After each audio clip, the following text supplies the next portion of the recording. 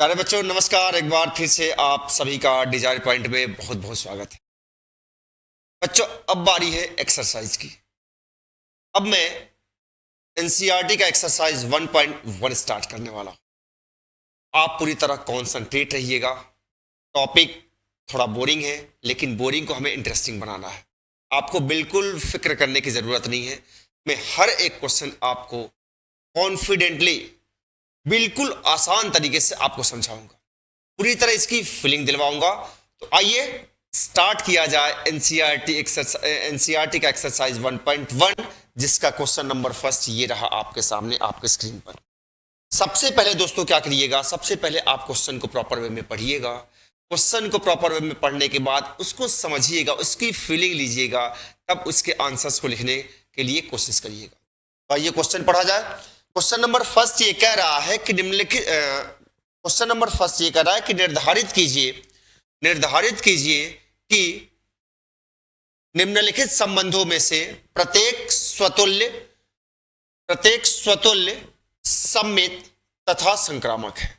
यानी कि दोस्तों हमें क्वेश्चन नंबर फर्स्ट में टोटल 5 क्वेश्चंस दिए गए हैं और उसमें से हमें यह निर्धारित करना है, यानी हमें चेक करना है कि दिए गए संबंध स्वतुल्य है या नहीं है, सममित है या नहीं है, संक्रामक है या नहीं।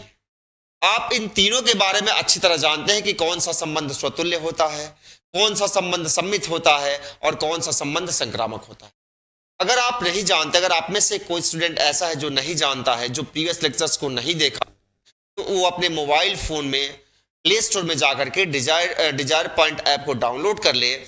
वहां पे आपको प्रीवियस क्लासेस के सारे लेक्चर्स मिल जाएंगे और आप एक्सरसाइज को करने से पहले इंट्रोडक्शन पार्ट के सारे वीडियोस को आप 1 बाय 1 करके देख लीजिए, जिससे आपको पता चल जाए कि स्वतुल्य संबंध होता क्या है, सममित संबंध होता क्या है और संक्रामक संबंध होता क्या है।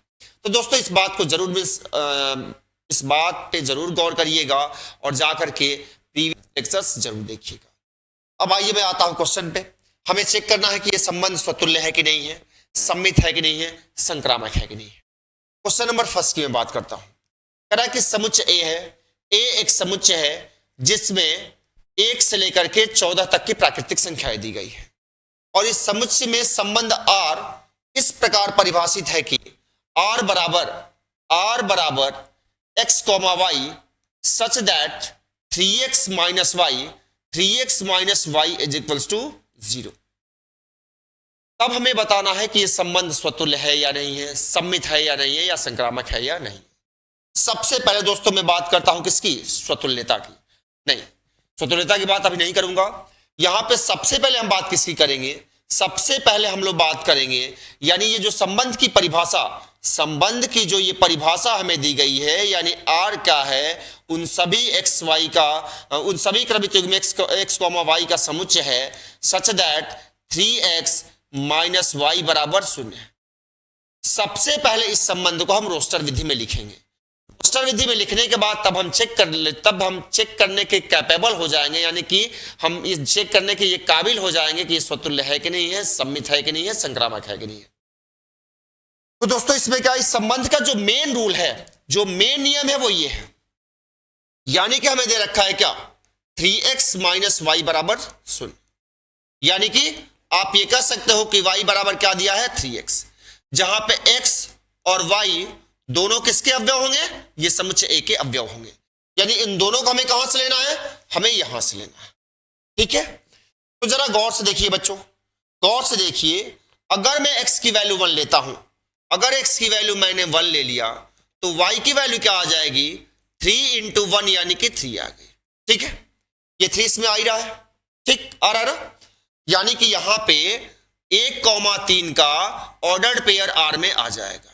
ठीक है, उसी तरह अगर मैं x की वैल्यू क्या लेता हूं, 2 लेता हूं, तो y की वैल्यू क्या आ जाएगी, इस नियम के अनुसार 3 दूना 6 आएगा, जो कि इस समुच्चय में आ रहा है।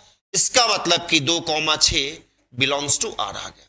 इसी तरह दोस्तों अब मैं इतना लेंदी ना लिख करके मैं क्या काम कर रहा हूं कि मैं डायरेक्ट इस संबंध आर को मैं रोस्टर विधि में लिख दे रहा हूं। यानी कि अब मुझे पता चल गया कि मैं x की वैल्यू 1 लूंगा तो इस नियम के अकॉर्डिंग y की वैल्यू 3 आएगी। यानी ये 1,3 आएगा। अगर मैं x की वैल्यू 2 लेता हूं तो इस नियम के अकॉर्डिंग y की वैल्यू 2 तिहाई 6 आएगा, यानी 2,6 आ गया। अगर मैं 3 लेता हूं तो इस नियम के अकॉर्डिंग 3 तिहाई y की वैल्यू 9 आ गई। अगर मैं 4 लेता हूं तो इस नियम के अनुसार y की वैल्यू 4 तिहाई 12 आ गई। लेकिन अगर मैं x की वैल्यू, देखिए अब 4 के बाद अगर मैं x की कोई वैल्यू लेता हूं, जैसे 5 लेता हूं, अगर मैं x की वैल्यू 5 लूंगा तो y की वैल्यू 5 तिहाई 15 हो जाएगा, जो कि इस समुच्चय में नहीं है। यानी कि 5,15 का क्रमिक युग्म इस संबंध में नहीं आएगा। उसी तरह अगर मैं 6 लेता हूं तो y की वैल्यू 6 तिहाई 18 आ जाएगा, जो कि इसमें नहीं है। यानी कि दोस्तों हमें x और y वैसे लेने हैं कि दोनों समुच्चय A से संबंधित हो, यानी कि दोनों समुच्चय A के अवयव। यानी ये क्लियर हो गया कि अब x की वैल्यू 4 के बाद इस समुच्चय में से x की और कोई वैल्यू नहीं ली जा सकती है। क्यों नहीं ली जा सकती है? क्योंकि अगर मैं 4 के बाद कोई वैल्यू लेता हूं तो इस नियम के अकॉर्डिंग उसकी जो y की वैल्यू आएगी वो ऐसी वैल्यू आ रही है जो इस समुच्चय से बिलोंग नहीं कर रहा है। इसका मतलब कि इसके आगे अब कोई भी क्रमिक युग्म इस संबंध में नहीं। अब क्या हुआ? यानी कि R जो संबंध यहां पे ये दिया गया था, इस R संबंध को मैंने क्रमिक युग्म के समुच्चय के रूप में लिख लिया। क्लियर हो गया?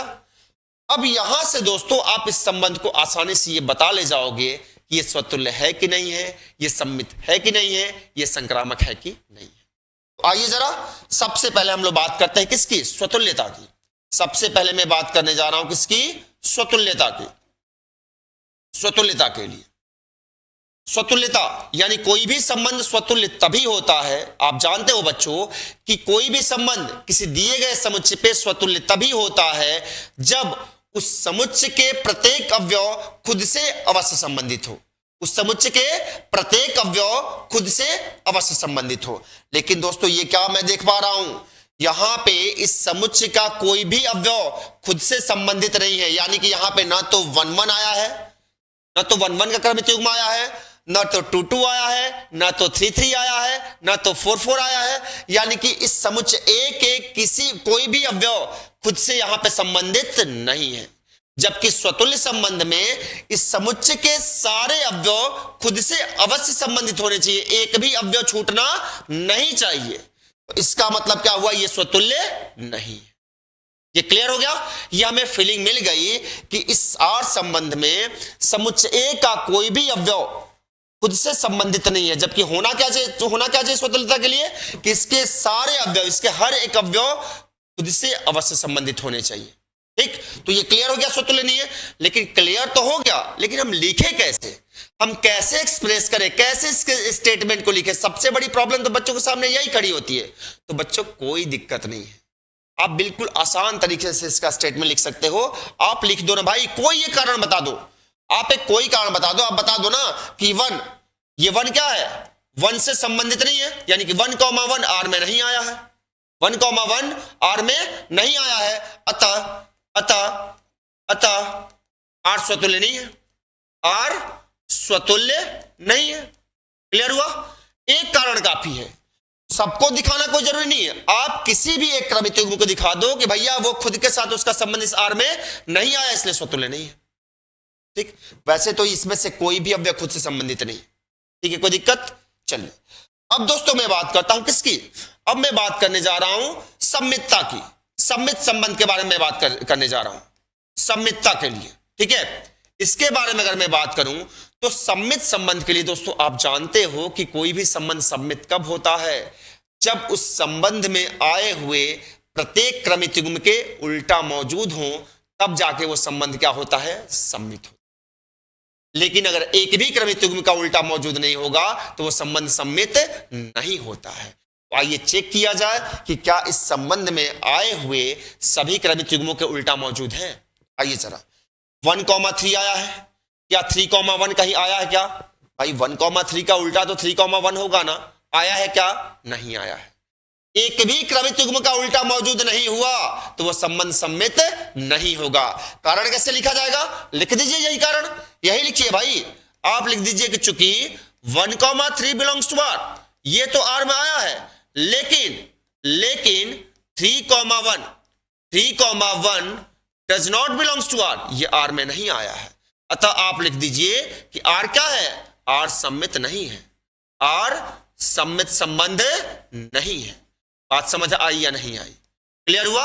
अब दोस्तों मैं बात करने वाला हूं संक्रामकता की, किसकी, अब बात किया जाएगा संक्रामक संबंध के लिए। संक्रामकता की मैं बात कर रहा हूं, संक्रामक संबंध के बारे में। अब कोई भी संबंध संक्रामक कब होता है, कोई संबंध संक्रामक तब होता है यदि उसमें ए बी आए तथा बीसी भी आ जाए, तो एसी आएगा तब जाके वो संक्रामक होगा, अदरवाइज संक्रामक नहीं। फिर से मैं रिपीट कर दूं, हम लोग जानते हैं कि किसी संबंध में अगर A B belongs to R हो तथा बीसी बिलोंग्स टू आर हो, यानी बीसी भी आ जाए, तब जब AC आएगा, A कॉमा C इस आर में आएगा, तब जाके ये संबंध संक्रामक होगा, अदरवाइज संक्रामक नहीं होगा। मैंने आपको हस्बैंड वाइफ और साली वाला संबंध बताया था ना, अगर नहीं मालूम है तो आप जाके प्रीवियस लेक्चर्स जरूर देखिए। फिर इसका दूसरा केस क्या होता है, इसका सेकेंड केस ये होता है कि अगर AB आया, सेकेंड केस इसका ये होता है कि अगर AB आ जाए आर में, AB आ जाए लेकिन BC ना आए, BC ना आए, तब AC नहीं भी आएगा तब भी क्या होगा, ये संक्रामक होगा। अब जरा चेक किया जाए, जरा गौर से देखिए, 1,3 आ गया।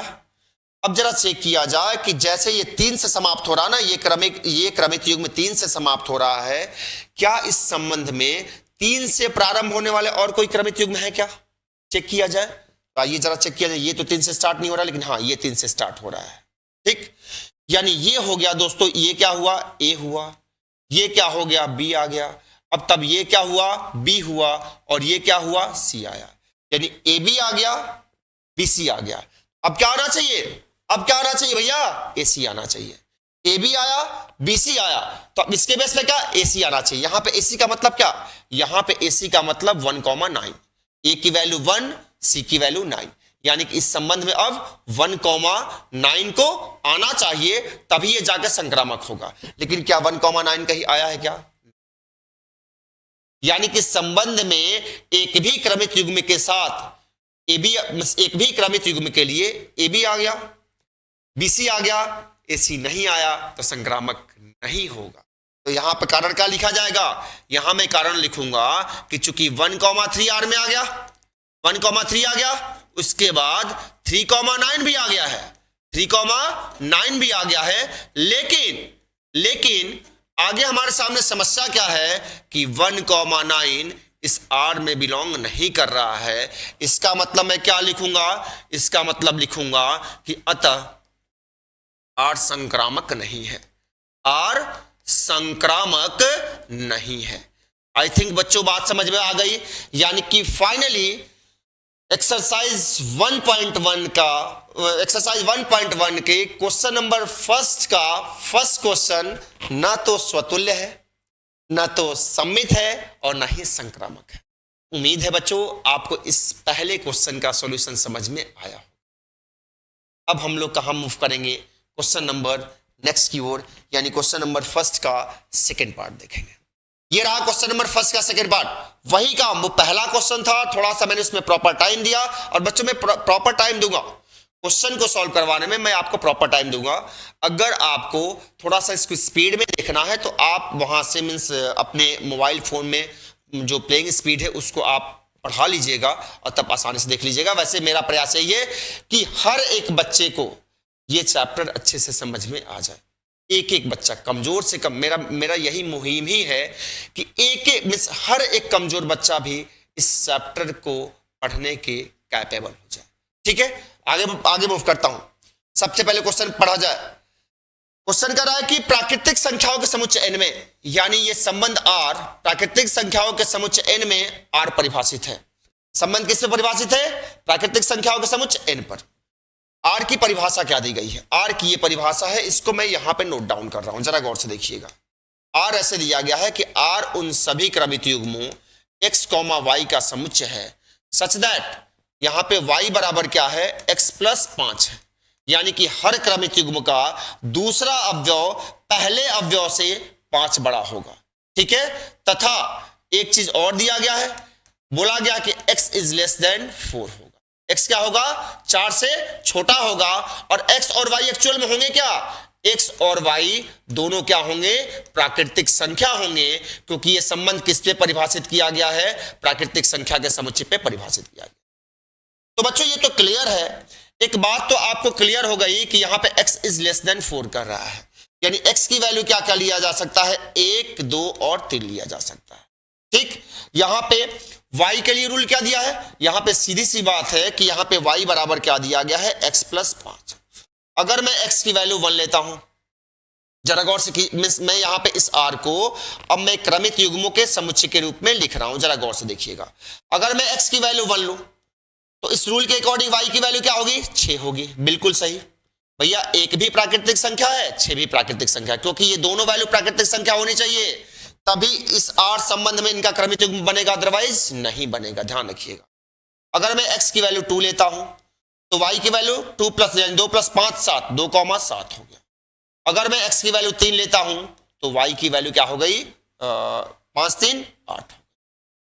बात समझ में आ गई, यानी कि दिए गए x के अकॉर्डिंग, x की जो वैल्यू दी गई है और जो संबंध का नियम दिया गया है उसके अकॉर्डिंग इस संबंध r को अगर हम क्रमित युग्मों के समुच्चय के रूप में निरूपित करते हैं तो उसमें केवल और केवल कितने क्रमित युग्म आते हैं, 3 आते हैं। अब बात किसकी करनी है, स्वतुल्यता की, सम्मितता की और संक्रामकता की। मैं सबसे पहले बात करता हूं स्वतुल्यता की। स्वतुल्यता के बारे में दोस्तों आप अच्छी तरह जानते हो कि कोई भी संबंध स्वतुल्य तभी होता है जब वो संबंध जिस समुच्चय पे परिभाषित है उस समुच्चय का प्रत्येक अवयव खुद से अवश्य संबंधित होना चाहिए। ध्यान रखिएगा, यानी कि x की जो यहां पे वैल्यू आई हुई है 1, 2, 3, ये संबंध स्वतुल्य तभी होता जब इसमें कौन सा क्रमित युग्म आता, 1, 1 आता, 2, 2 आता और 3, 3 आता। इनका आना कंपलसरी था। अगर 1, 1 आ गया होता और 2, 2 आ गया होता और 3, 3 आ गया होता तो ये स्वतुल्य अवश्य होता। इसके अलावा और भी आ जाते, कोई दिक्कत नहीं थी, बट 1, 1, 2, 2, 3, 3 का आना जरूरी था। लेकिन मैं क्या देख पा रहा हूं, मैं देख रहा हूं कि x की किसी भी वैल्यू का खुद के साथ इसमें संबंध नहीं बना हुआ है। ठीक है, तो इसका मतलब ये स्वतुल्य नहीं है, स्वतुल्य नहीं है। इसकी फीलिंग हमें मिल गई, लेकिन फीलिंग मिलने से बहुत कुछ थोड़ी ना होता है। फीलिंग होने के बावजूद इसको लिखा कैसे जा, सबसे बड़ी समस्या बच्चों के सामने इस चैप्टर में यही होता है कि इसके आंसर्स कैसे लिखे जाए। आइए दोस्तों, मैं आंसर बता रहा हूं। आंसर लिखने में बहुत कुछ दिक्कत नहीं है। मैं जानता हूं कि इसमें x का कोई भी अवयव खुद से संबंधित नहीं है, कोई बात नहीं। आप एक को भी दिखा दोगे ना, एक कारण दिखा दो, एक भी कारण दिखा दो, आप इतना बस कह दो, आप इतना बस कह दो कि 1, 1 does not belongs to R, R में नहीं आया है, अतः ये आर क्या है, स्वतुल्य नहीं है, स्वतुल्य नहीं, स्वतुल्य हो गया। एक अवयव को आपने दिखा दिया, एक भी अवयव को आपने दिखा दिया कि भैया ये जो इसका अवयव है इसका खुद के साथ संबंध है, इसलिए स्वतुल्य नहीं।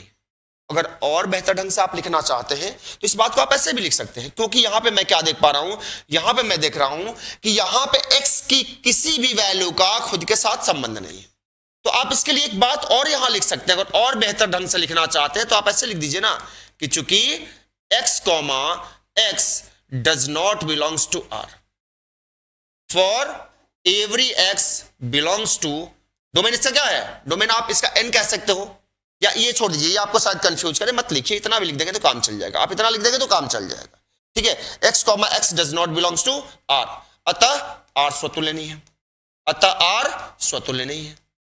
बच्चों इसके लिखने से क्या स्वतुल्य नहीं है, इसके लिखने से फायदा क्या हुआ कि आपने इसके सारे अवयव के बारे में बात कर दी। आप देख पा रहे हैं कि x का जो भी यहां पे मान है उन सब मानों के लिए इस संबंध R में किसी मान का खुद के साथ संबंध नहीं बना है। तो आप या तो ये लिख दीजिए या आप केवल एक कारण भी दिखा दीजिए, अब भी काम चल जाएगा, इसमें कोई कंफ्यूज होने की जरूरत नहीं। अब मैं चलता हूं कहां पे, सम्मित के लिए। अब बात करूंगा मैं सम्मितता के लिए, सम्मित के लिए। सम्मितता की बात की जाए, सम्मित के बारे में बच्चों आप अच्छी तरह जानते हैं कि कोई संबंध सम्मित तब होता है जब उस संबंध में आए हुए प्रत्येक क्रमित युग्म के उल्टा मौजूद होने चाहिए। ठीक है, अगर ये बात जिस बच्चे को समझ में नहीं आ रही है वो प्रीवियस लेक्चर्स को जाकर के जरूर देखे। मैं संबंध के हर प्रकार के परिभाषा को बताया हूं, सबके एग्जाम्पल्स को बताया हूं, अच्छी तरह कॉन्सेप्ट को क्लियर किया हूं। तो अगर आप नए हैं तो आप अपने मोबाइल फोन में डिजायर पॉइंट ऐप डाउनलोड करिए। वहां पर जाने के बाद आपको प्रीवियस सारे लेक्चर्स मिल जाएंगे, उसको आप देखिए, तब जाकर के इसको सॉल्व करिए, आपको आसानी से समझ में आ जाएगा। सम्मितता के बारे में क्या, यानी कोई संबंध सम्मित कब होता है? जब उसमें आए हुए प्रत्येक क्रमित युग्म के उल्टा मौजूद हो। जरा गौर से देखिए, प्रत्येक क्रमित युग्म का उल्टा मौजूद होना चाहिए। एक भी क्रमित युग्म का उल्टा नहीं आया तो वो सम्मित नहीं होगा। ठीक है, यानी होने के लिए हर क्रमित युग्म के उल्टा मौजूद होने चाहिए, और नहीं होने के लिए एक भी क्रमित युग्म का उल्टा मौजूद नहीं हुआ तो वो सम्मित नहीं होगा। अब जरा गौर से देखिए, यहां पे 1,6 आया है, क्या इसका उल्टा 6,1 इसमें आया है? क्या नहीं आया है? इनका काम खत्म, इनका काम खत्म। आप लिखोगे कि 1,6 बिलोंग्स टू आर, लेकिन 6,1 does not belongs to R, यानी आर में नहीं आया है। अतः इसी बेसिस पर हम कह देंगे कि ये क्या है? सम्मित नहीं है, सम्मित नहीं है। ये बात आई थिंक बच्चों आपको समझ में आ गई। अब मैं बात करता हूं किसके बारे में? अब मैं बात करता हूं थोड़ा संक्रामकता के बारे में बात करता हूं। ठीक है, अब बात होगी यहां पे संक्रामकता के बारे में मैं बात कर लेता हूं। थोड़ा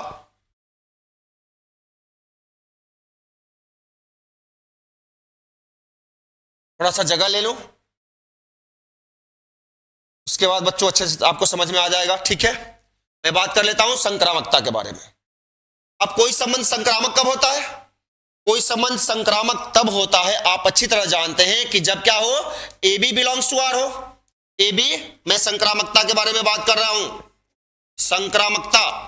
ठीक है, कोई संबंध संक्रामक तब होता है जब उस संबंध में ए बी आए तथा बी सी आए तो ए सी को भी आना पड़ेगा। ठीक है, फिर दूसरी बात, अगर ए बी आए बी सी ना आए और तब ए सी भी नहीं आ रहा है, तब भी कोई बात नहीं, तब भी वो संक्रामक हो जाता है। तो जरा गौर करिए, देखिए, इसको मैं ए मानता हूं, इसको बी मानता हूं, ये ए और बी। जब ये ए हुआ और ये बी हुआ तो क्या 6 से प्रारंभ होने वाले कोई क्रमित युग्म है? क्या 6 से प्रारंभ होने वाला कोई क्रमित युग्म है? नहीं है। यानी कि इस क्रमित युग्म के लिए ए बी आया, लेकिन इसके लिए बीसी नहीं आया। जब बीसी नहीं आया तो एसी खोजेंगे ही नहीं। ठीक है, बात समझ में आ गई? यानी कि पहला क्रमिक युग्म क्या है? ये पास हो गया। फिर इसको मैं क्या लेता हूं? ए लेता हूं। इसको मैं क्या लेता हूं? बी लेता हूं। अब 7 से प्रारंभ होने वाला कोई क्रमिक युग्म पूरे इस संबंध में आया है क्या? आगे तथा पीछे, आगे या पीछे? कहीं नहीं आया है। यानी इस क्रमिक युग्म के लिए ए बी तो आया, लेकिन इसके लिए बीसी नहीं आया। बीसी नहीं आया तो हम एसी तक जाएंगे ही नहीं। यानी कि दूसरा क्रमिक युग्म भी क्या हुआ? ये भी पास हुआ। यानी कि यहां तक ये क्या है? संक्रामक है। अब मैं बात करता हूं तीसरे क्रमिक युग्म को। इसको मैंने ए लिया, इसको मैंने बी लिया। अब इसके लिए कहीं बीसी है क्या? बीसी कहने का मतलब यह है कि 8 से प्रारंभ होने वाला कोई क्रमिक युग्म इसमें है क्या? आगे या पीछे? कहीं नहीं है। इसका मतलब ए बी आया, बीसी नहीं आया तो एसी तक जाएंगे नहीं। यानी कि बच्चों ये संबंध संक्रामक है, ये संबंध संक्रामक है। लेकिन कैसे संक्रामक है? ये संक्रामक डायरेक्ट रूल से नहीं है, ये अपवाद वाले रूल से है। यानी कि आप यहां पे क्या कहोगे? आप ये कहोगे कि चूंकि इस संबंध में ए बी तो आया, A B belongs to R आया, लेकिन बीसी नहीं आया, लेकिन बीसी नहीं आया है। किसी भी ए बी के लिए बीसी नहीं आया है। तब भैया जब बीसी नहीं आया है तो अब हम एसी को भी नहीं खोजेंगे, एसी भी नहीं आया। इसका मतलब क्या है? अतः ये आर क्या है? आर यहां पे संक्रामक है। आर क्या है दोस्तों? ये संक्रामक संबंध है। आई थिंक बच्चों ये बात आपको समझ में आ गई होगी। यानी कि ये संबंध संक्रामक किस रूल से है? एक्सेप्शनल केस से, यानी कि अपवाद वाले केस से संबंध क्या है? संक्रामक। तो मुझे उम्मीद है कि बच्चों आप सभी लोगों को ये बातें समझ में आ गई होंगी। अब मैं मूव करता हूं, अब मैं चलता हूं दोस्तों कहां पे? अब मैं चलने वाला हूं क्वेश्चन नंबर नेक्स्ट की ओर मैं चलने वाला हूं। ठीक है, एक सेकेंड, थोड़ा सा बोर्ड सही कर लूं, कोई बात नहीं। आइए मैं चलता हूं आगे की ओर, क्वेश्चन नंबर नेक्स्ट की ओर। क्वेश्चन नंबर 3 ये रहा आपके सामने आपके स्क्रीन पर। पहले क्वेश्चन को गौर से देखिए, फिर उसको सॉल्व करेंगे।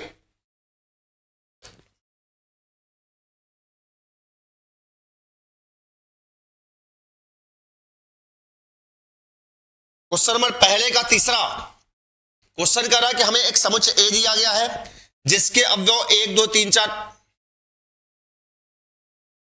सेकंड थोड़ा सा इसको सही किया जाए।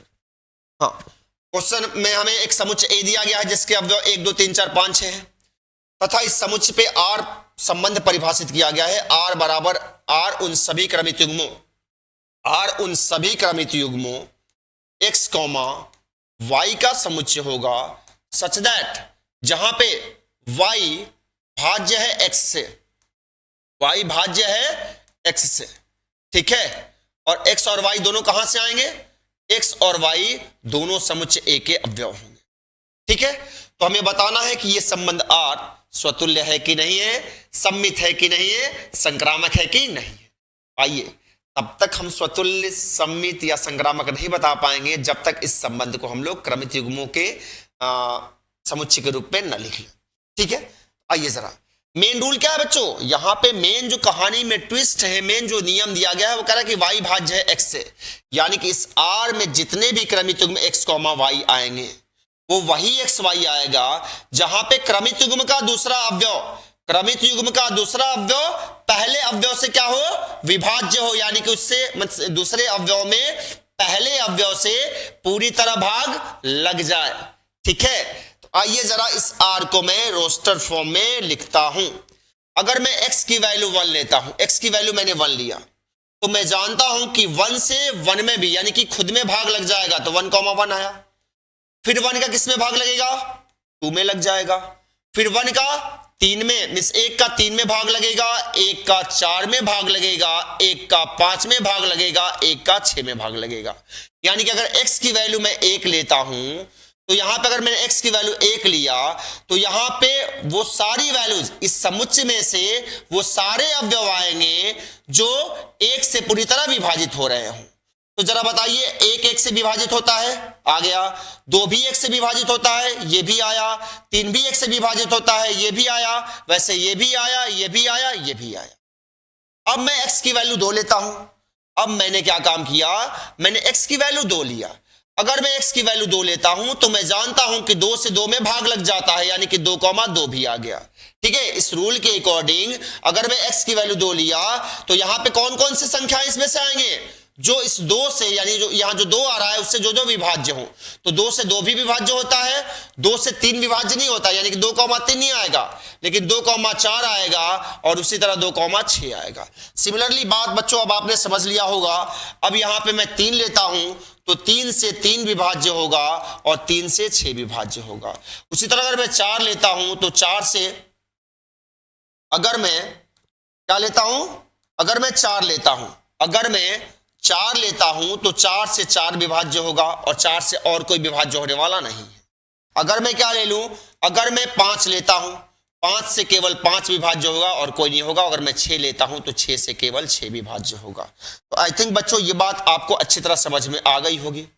यानी कि इस नियम के अकॉर्डिंग, ये जो R दिया गया है उसके अकॉर्डिंग मैंने इस संबंध R को क्रमित युग्मों के समुच्चय के रूप में ऐसे हमने लिख लिया। क्लियर हुआ। अब क्या चेक करना है, अब हमें स्वतुल्यता चेक करनी है, हमें सम्मितता चेक करनी है और हमें संक्रामकता चेक करनी है। तो आइए दोस्तों, मैं सबसे पहले बात करता हूं किसके बारे में, मैं बात कर लेता हूं स्वतुल्यता के बारे में। कोई भी संबंध स्वतुल्य कब होता है आप अच्छी तरह जानते हैं। कोई संबंध स्वतुल्य तब होता है जब वो संबंध जिस समुच्चय पे परिभाषित हो उस समुच्चय का प्रत्येक अवयव का खुद के साथ संबंध अवश्य हो, ठीक है। तो बच्चों आप देख सकते हैं यहां पे 1,1 भी आ गया है, आप देख सकते हैं 2,2 भी आ गया है, आप देख सकते हैं 3,3 भी आया, 4,4 भी आया, 5,5 भी आया, 6,6 भी आया। यानी इस समुच्चय का प्रत्येक अवयव खुद से अवश्य संबंधित है। इसका मतलब कि यह समुच्चय क्या है, स्वतुल्य है। ये क्लियर हो गया, क्या है, स्वतुल्य है। लेकिन लिखे कैसे, इसको ऐसे लिखेंगे बच्चों, इसको लिखेंगे कि चूंकि ए का प्रत्येक अवयव खुद से संबंधित है, खुद से अवश्य संबंधित है, खुद से अवश्य संबंधित है, खुद से अवश्य संबंधित है, अतः R स्वतुल्य है, R स्वतुल्य संबंध है। आर स्वतुल्य है। आई थिंक बच्चों आपको बात समझ में आ गई होगी।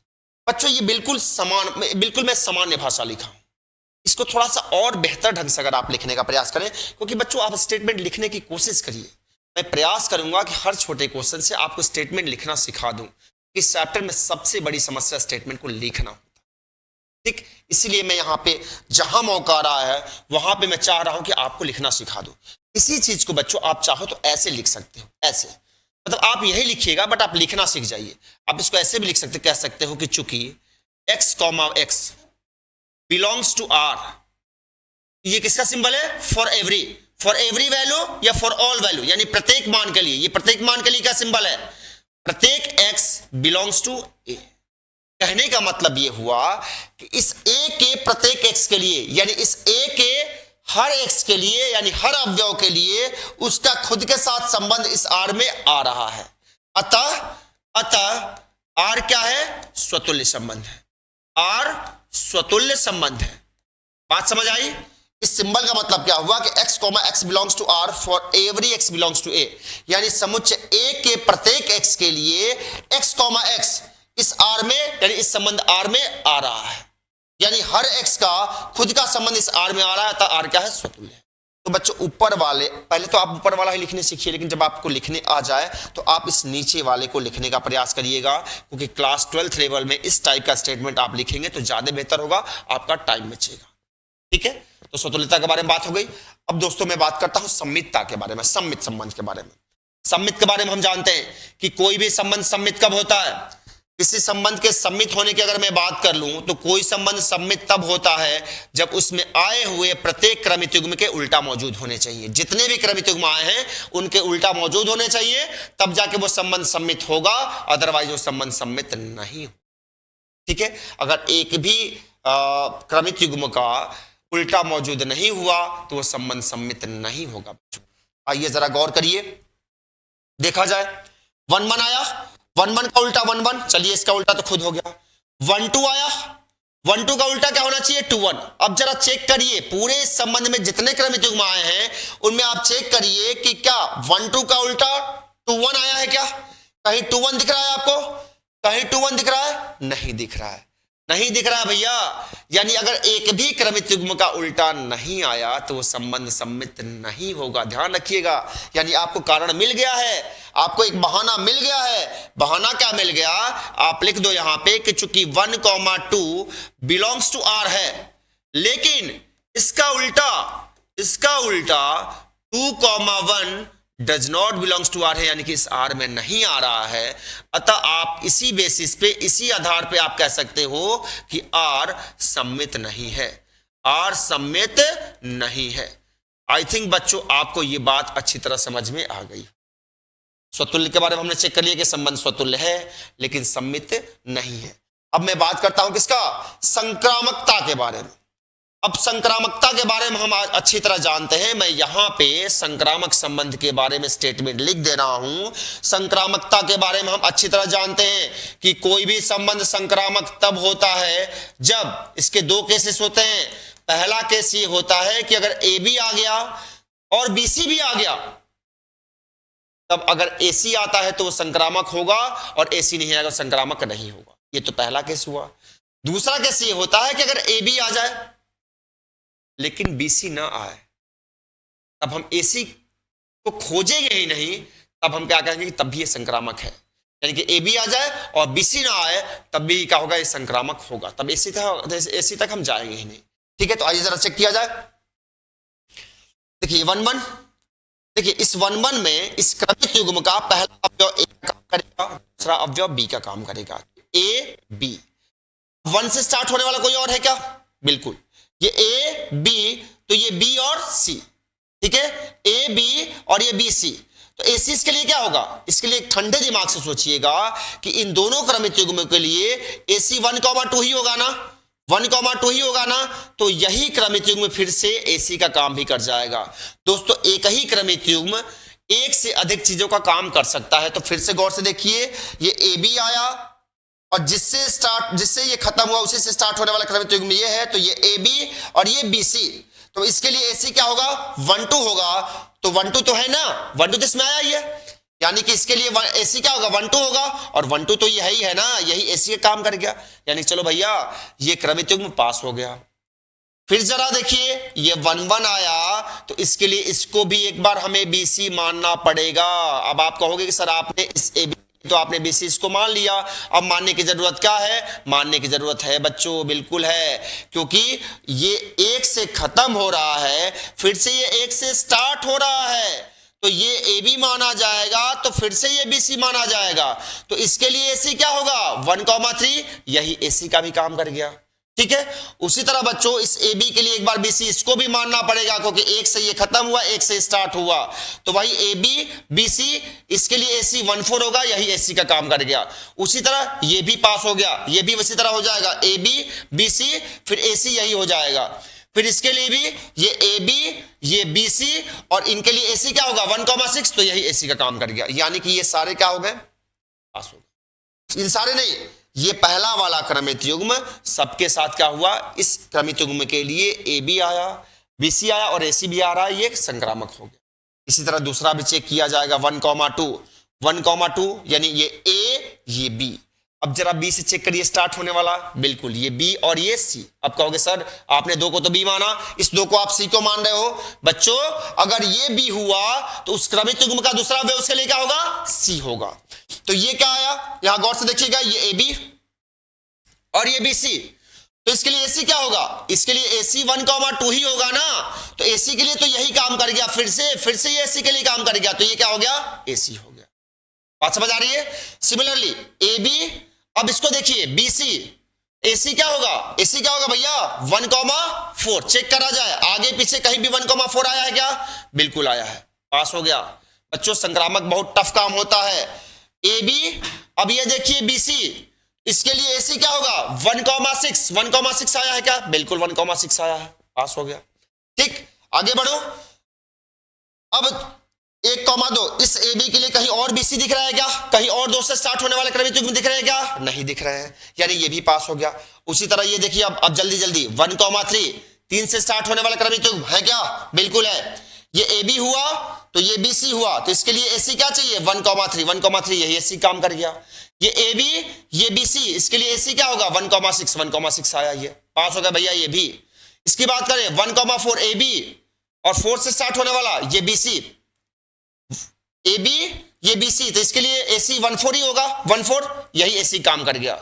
फिर 4 से स्टार्ट होने वाला कोई है नहीं, ये ए बी हो गया, ये बी सी हो गया, ए बी बी सी, तो इसके लिए एसी 1,5 होगा, यही एसी का काम कर गया, काम खत्म। ठीक है, 5 से स्टार्ट होने वाला कोई नहीं है। अब यहां देखिए ए बी, उसके लिए बीसी कौन सा होगा? ये BC, A B B C, AC क्या होगा 1,6, पास हो गया। ठीक है, बात समझ आई? अब देखो ए बी, इसके लिए एबीसी, एसी क्या होगा 2,4, यही एसी का काम कर गया। फिर ए बी ये 2,6 बीसी, इसके लिए एसी क्या होगा 2,6, यही एसी काम कर गया। ठीक है, पास हो गया। ठीक, वैसे इसको मैंने ए बी लिया, हर क्रमित युग्म को एक बार ए बी लेना पड़ेगा और उसके लिए बीसी कहीं ना कहीं चेक करना पड़ेगा। अगर बीसी आ गया तो इसके लिए एसी भी खोजना पड़ेगा, एसी आएगा तो संक्रामक होगा, एसी नहीं आएगा संक्रामक नहीं होगा। तो ये ए बी, अब जरा देखिए 4 से प्रारंभ होने वाले, ये ए बी और ये बी सी, ठीक है, 2 ए बी बी सी, तो इसके लिए एसी क्या होगा 2,4, यही एसी काम कर गया, पास हो गया। ठीक है, अब 4 से स्टार्ट होने वाला कोई है नहीं, ये ए बी, इसके लिए ये बी सी, अब एसी क्या होगा 2,6, यही एसी काम कर गया, पास हो गया बच्चों। ये 3,3 ए बी ये बी सी, इसके लिए एसी क्या होगा 3,6, यही एसी हो गया, काम खत्म। उसके बाद 3,6, फिर यहां पे ये ए बी ये बी सी, इसके लिए एसी क्या होगा 3,6, यही एसी काम कर गया, काम खत्म। ये ए बी आया, इस ए बी के लिए कहीं बीसी नहीं है, यानी कि 4 से प्रारंभ होने वाले कहीं पे भी क्रमित युग्म नहीं है, यानी इस क्रमित युग्म ए बी के लिए कहीं पे बीसी नहीं आया है भैया, एसी खोजेंगे ही नहीं, एसी नहीं खोजेंगे। फिर ये ए बी आया, 5 से प्रारंभ होने वाला कोई क्रमित युग्म है क्या? कहीं नहीं है, आप आगे पीछे कहीं से देख लीजिए, ये ए ये बी, अब बीसी कहीं नहीं है तो एसी नहीं खोजा जाएगा। सिमिलरली ये ए आया ये बी आया, अब यहां पे बीसी कहीं नहीं है तो एसी नहीं खोजा जाएगा। फाइनली बच्चों क्या हुआ कि इस संक्रामक संबंध, ये संक्रामक हुआ और इसको संक्रामक बनाने में दोनों ही रूल काम किया। कौन कौन सा? जो इसका मेन रूल है कि A B belongs to R तथा B C belongs to R, तब A C belongs to R होना चाहिए तो संक्रामक होगा, ये भी रूल काम किया है। और किसी किसी क्रमित युग्म के लिए ये भी रूल क्या काम किया है कि ए बी आया है लेकिन उसके लिए बी सी नहीं आया है, तो उसके लिए ए सी हम नहीं खोजेंगे, तब भी वो संक्रामक होता है। तो इसके लिए दोनों काम किए, दोनों रूल काम किया है। लेकिन आप एक रूल कारण बता दीजिए, काम खत्म हो जाएगा। यानी कि आप क्या लिखोगे यहां पे? आप लिख दो, बस एक काम लिख दो भैया। आप क्या लिखोगे कि चूंकि A B belongs to R, A B R में आया तथा उसके साथ ही साथ बी सी भी आर में आया, बी सी भी आर में आया, तब भैया अगर ए बी आर में आ गया और बी सी आर में आ गया तो ए सी भी आया हुआ है आर में। अतः आप कहोगे कि ये क्या है? यहां पे आर संक्रामक भी है, आर संक्रामक भी है। बच्चों संक्रामक समझना थोड़ा टफ काम होता है, बात समझ में आई या नहीं आई? क्लियर हो गया? यानी ये संबंध क्या हो गया? संक्रामक भी। तो बच्चों ये क्या है? संबंध क्या है? ये संबंध स्वतुल्य है, लेकिन ये संबंध सम्मित नहीं है, लेकिन ये संबंध संक्रामक। ठीक है, आई थिंक बच्चों ये बात आपको समझ में आ गई होगी। ठीक है, अब मैं चलता हूं क्वेश्चन नंबर नेक्स्ट की ओर, क्वेश्चन नंबर 4। क्वेश्चन नंबर 4 को जरा देखा जाए। ये क्वेश्चन क्या कर रहा है? क्वेश्चन कर रहा है कि समस्त पूर्णांकों के समुच्चय जेड में, जेड किसका, जेड क्या है? ये पूर्णांकों का समुच्चय होता है। किसका समुच्चय होता है? पूर्णांकों का। यानी अगर मैं जेड की बात करूं तो जेड में दोस्तों क्या होता है? सारी ऋणात्मक प्राकृतिक संख्याएं भी आती है। मान लो -4, -3, -2, -1, 0, 1, 2, 3, 4, 5 डॉट डॉट डॉट। यानी आप जानते हो कि सबसे छोटा पूर्णांक भी ज्ञात नहीं किया जा सकता है और सबसे बड़ा पूर्णांक भी ज्ञात नहीं किया जा सकता है। इसलिए मैंने इधर भी डॉट डॉट लगा दिया, उधर भी डॉट डॉट लगा दिया। ये क्या है? पूर्णांक है। अब ये संबंध इसी समुच्चय पे परिभाषित है। यहां पे इस संबंध की परिभाषा क्या दी गई है? संबंध की परिभाषा दिया गया है कि आर क्या होगा? उन सभी क्रमित युग्मों x, y का समुच्चय होगा जहां पे x माइनस वाई क्या होगा? एक पूर्णांक होगा, एक पूर्णांक होगा। और यहां पे दोनों x और y कहां से लिए जाएंगे? इस z से, यानी कि इन पूर्णांकों के समुच्चय से लिए जाएंगे। यानी दोस्तों यहां पे वो दो पूर्णांक आएंगे, यहां पे ये वही दो पूर्णांक आएंगे जिनका अंतर क्या हो? एक पूर्णांक। बात समझ में आ गई? ये क्वेश्चन थोड़ा सा अलग हटके है, जरा इसको गौर से समझिएगा। मैं सबसे पहले बात कर रहा हूं किसकी? स्वतुल्यता के लिए। स्वतुल्यता की बात करूंगा तो हम लोग जानते हैं कि ये संबंध किस पे परिभाषित है? इस समुच्चय जेड पे परिभाषित। तो इस जेड पे परिभाषित ये संबंध स्वतुल्य तभी होगा जब इसके प्रत्येक अवयव, इसके जितने भी अवयव आए हुए हैं, ये खुद से संबंधित हो। और ये खुद से संबंधित कब होंगे? जब क्या हो? जब यहां पे भाई खुद से संबंधित होने का मतलब ये होगा कि ये स्वतुल्य कब होगा? ये स्वतुल्य तब होगा बच्चों जब यहां पे क्या आए? x, x आए। x, for every x belongs to Z आए। कहने का मतलब यह है कि इस समुच्चय के प्रत्येक x यानी प्रत्येक अवयव के लिए उसका खुद के साथ संबंध बने, तब जाके ये संबंध क्या होगा? स्वतुल्य होगा। ठीक, लेकिन ऐसा कब आएगा? ऐसा तब आएगा भैया, आप यहां पर देख रहे हैं कि यहां पे x, y कब आ रहा है? जब x और y का अंतर एक पूर्णांक हो। तो हमें x, x लाना है, यानी हर पूर्णांक को, यानी इसको ठंडे दिमाग से भाई थोड़ा सोचिए ना। आप ऐसे सोचिए, यानी कि ये स्वतुल्य कब होगा? जब इस आर में क्या है? इस आर में कुछ ऐसा कंडीशन आए, 1, 1 आए, 2, 2 आए, 3, 3 आए, 0, 0 आए, फिर -1, -1 आए, -2, -2 आए, डॉट डॉट डॉट ऐसे आए, तब जाके ये संबंध स्वतुल्य होगा।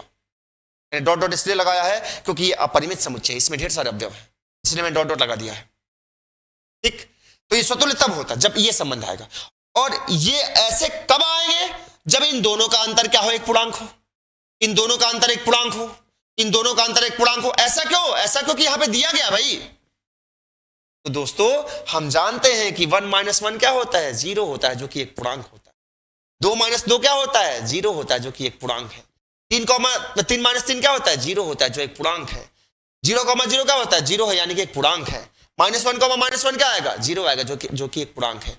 यानी कि अब इस बात पे हम पहुंच गए, अब इस बात को हम लोग जानते हैं कि किसी भी पूर्णांक को अगर उसमें से घटाओगे तो क्या आएगा? 0 आएगा। और जब 0 आएगा, और 0 क्या होता है? एक पूर्णांक ही होता है। 0 क्या होता है? एक पूर्णांक होता है। ठीक है, यानी अब आप यहां पे कहोगे, आप कह दीजिए कि चूंकि किसी भी पूर्णांक को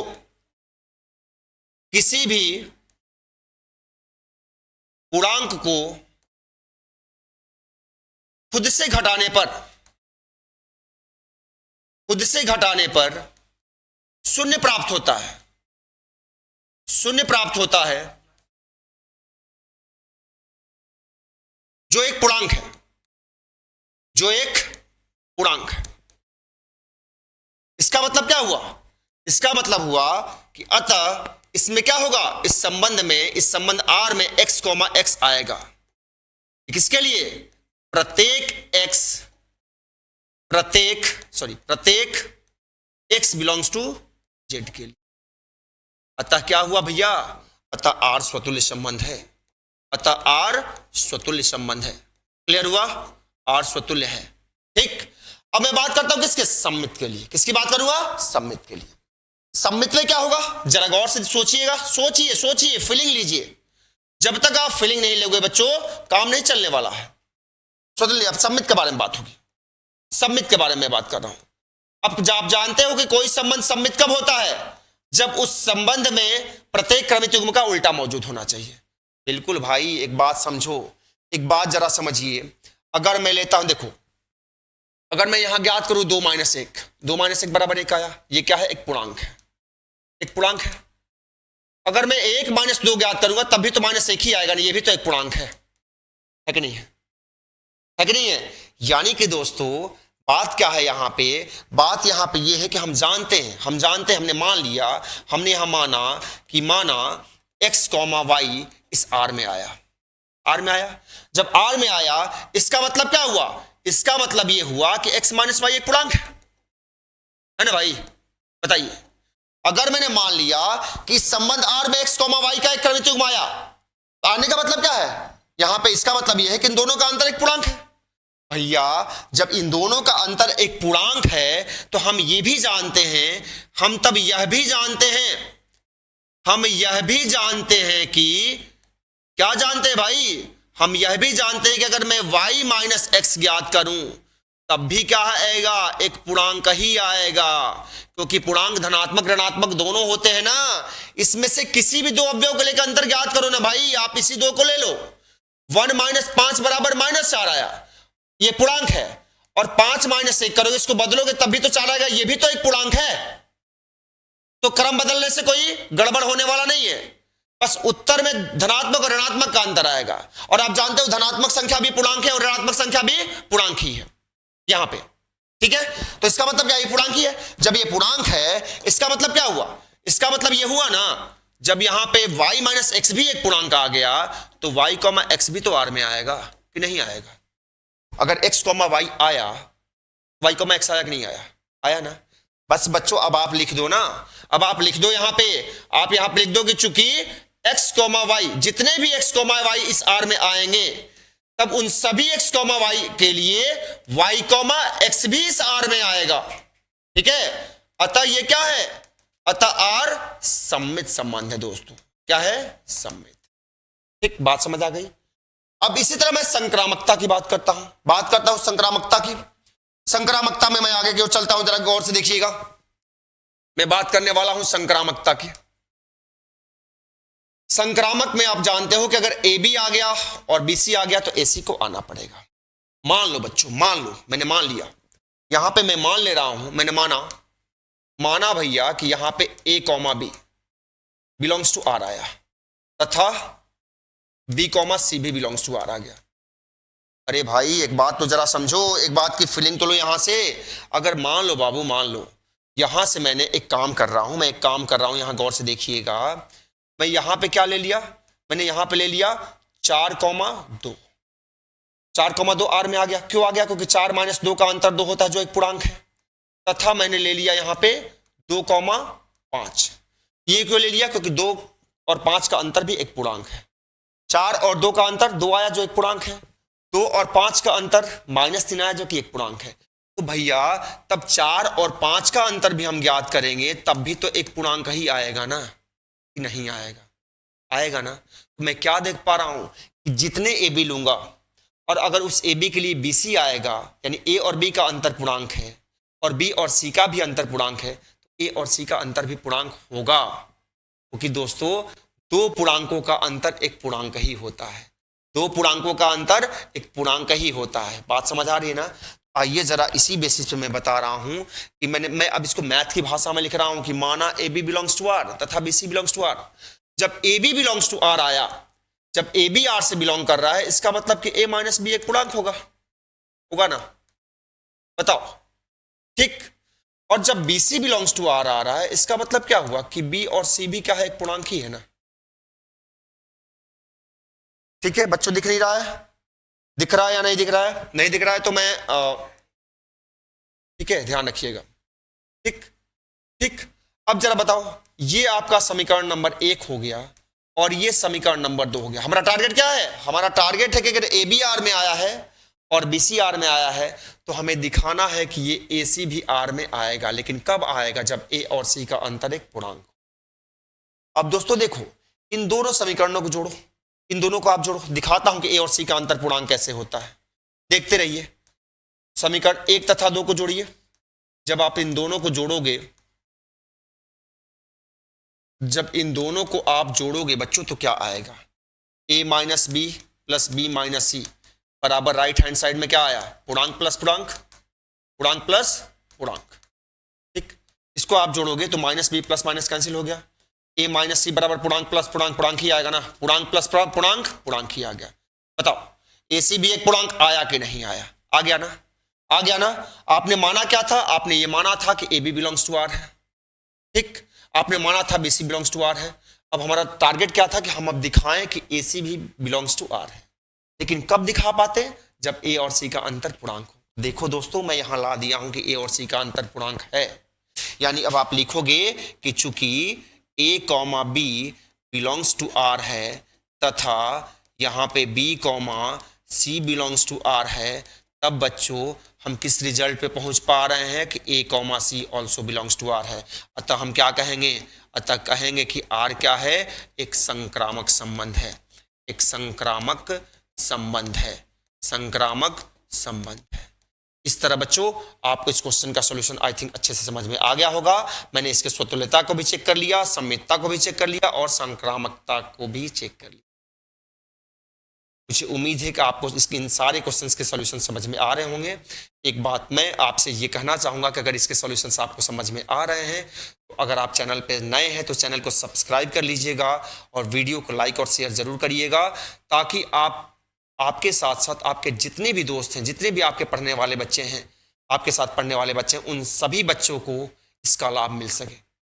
डिजायर पॉइंट आप सभी हिंदी मीडियम वाले छात्रों के लिए क्लास 12 का आप सभी के लिए एक अच्छा सा मुहिम लेके आया हुआ है। जो बच्चे 2026 बोर्ड एग्जाम में शामिल होने वाले हैं, उन हिंदी मीडियम वाले बच्चों के लिए सारी क्लासेस इस चैनल पे लाइव चलाई जा रही है। Hindi, English, physics, chemistry, maths, bio. आप इसके बारे में अपने अधिक से अधिक दोस्तों को शेयर करिए, बताइए, ताकि उनको इनका लाभ मिल पाए। और बच्चों मैं आपको बिल्कुल इस ऑनलाइन क्लास में ऑफलाइन क्लास की फीलिंग दिलवा। बने रहिए हमारे साथ और इसी तरह आगे के और क्वेश्चंस को मैं लेकर के आपके लिए आऊँगा। इसके लिए आपको बहुत, आप इसके नेक्स्ट वीडियो को नेक्स्ट क्लास में, यानी आगे क्वेश्चंस को आप नेक्स्ट वीडियो में देखिएगा। Thank you. तो अब इस वीडियो की सबसे ज़रूरी बात, अगर आप चाहते हैं कि आपको आपका कंप्लीट कोर्स मिल जाए टीचर के बने बनाए हैंड रिटन नोट्स के साथ, और अगर आपके मन में कोई डाउट हो, कहीं आप फंस रहे हो, तो आप अपना डाउट भी क्लियर कर सकें, तो इसके लिए मैं आपको एक सरल तरीका बताने वाला हूँ। देखिए, आपको चाहिए लाइव क्लासेस, यानी आपका जो कंप्लीट कोर्स है, मान लीजिए पहला वीडियो लेक्चर ये आपने देख लिया, अब इसके आगे का ना मिला आपको, तो लाइव क्लासेस आपको मिलेंगी। यानी कैसे मिलेंगी ये मैं बताऊंगा आपको। आपको लाइव क्लासेस मिलेंगी। अगर आप लाइव क्लासेस में नहीं उपस्थित हो सके तो वही क्लास बाद में रिकॉर्डेड फॉर्म में पड़ी रहेगी, तो आप जब चाहेंगे जैसे चाहेंगे पढ़ सकेंगे। फिर आपको टीचर के बने बनाए नोट्स मिल जाएंगे, जैसे ये हमारे यहाँ के नोट्स हैं, ये आप देख सकते हैं, ये हैंड रिटन नोट्स हैं। इसी तरह से हैंड रिटन नोट्स आपको टीचर के बने बनाए मिल जाएंगे सभी सब्जेक्ट के। फिर इंडिविजुअल बैच, मान लीजिए physics, chemistry, maths, bio, Hindi, English सभी सब्जेक्ट हमारे यहाँ चल रहे हैं, लेकिन आपको सिर्फ इंग्लिश पढ़ना है या फिजिक्स पढ़ना है या फिर हिंदी पढ़ना है तो वो भी पढ़ सकते हैं कंप्लीट कोर्स के साथ, नोट्स के साथ। और डाउट, मान लीजिए कोई दिक्कत है, कुछ पूछने में समस्या हो रही है, भाई स्कूल में आप पढ़ने जाते हैं 50-100 बच्चों के बीच में, तो वहाँ पर कुछ पूछने में दिक्कत होती है, तो हमारे यहाँ अब आपको कोई डाउट है तो वो भी आप हमसे पूछ सकते हैं। कैसे पूछ सकते हैं ये समझिए। सारी सुविधा के लिए आप प्ले स्टोर से हमारा desire point, POINT desire point app download कर लीजिए। ऐप का लिंक इस वीडियो के डिस्क्रिप्शन में है, या तो आप डिस्क्रिप्शन से उस लिंक पर क्लिक करके प्ले स्टोर पर जाकर के ऐप डाउनलोड कर लीजिए, या फिर आप सीधा प्ले स्टोर पर डिजायर पॉइंट लिखकर सर्च कर लीजिए। सर्च में आपको हमारा ऐप मिल जाएगा। ये हमारे ऐप का लोगो है, ठीक है, ये हमारे ऐप का लोगो है। ऐप को अपने फ़ोन में इंस्टॉल कर लीजिए।